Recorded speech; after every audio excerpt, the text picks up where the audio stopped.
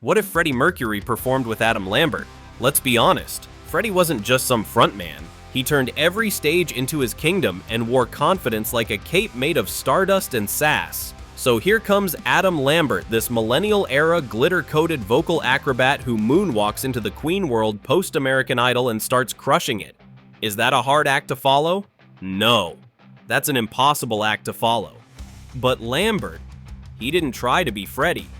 And that's why it works. You think Freddie would hate that? No way! Freddie was allergic to imitation. He was all about originality, risk, and drama. So a guy like Adam Lambert, who's openly queer, fashion-forward, and has vocal cords blessed by Zeus himself, Freddie would have eaten that up. Maybe literally. Don't put it past him. Picture it, Wembley Stadium or Madison Square Garden. Freddie storms out in a crown and robe. Adam's right there in leather and eyeliner looking like a disco Bond villain. And then they lock eyes, smile, and tear into Somebody to Love in two-part harmony. Goosebumps, right? You know they trade verses like a duel. Freddie belts the classic chorus, Adam answers with some insane falsetto run that makes the arena scream. And then they both hold that final note until dogs start howling 3 counties away. Now some of you purists might say, Freddie didn't need anyone. True, but he loved sharing the spotlight, as long as you could keep up. But here's the real kicker.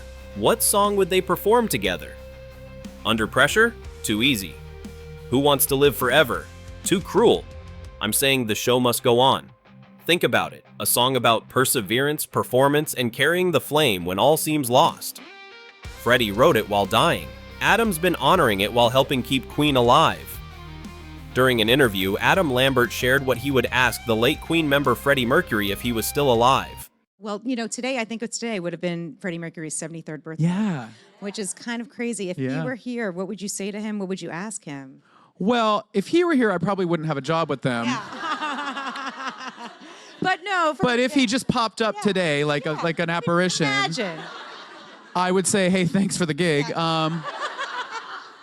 But I would also ask him about stuff. Specifically, I think I would want to know, why did you write certain songs? What was the inspiration? I'd want to know more about his personal experience, because I think that's what's interesting about Freddie is that there's some mystique there. Mm-hmm. He didn't do that many interviews. He was around in a time where, for example, his sexuality was something that was somewhat taboo.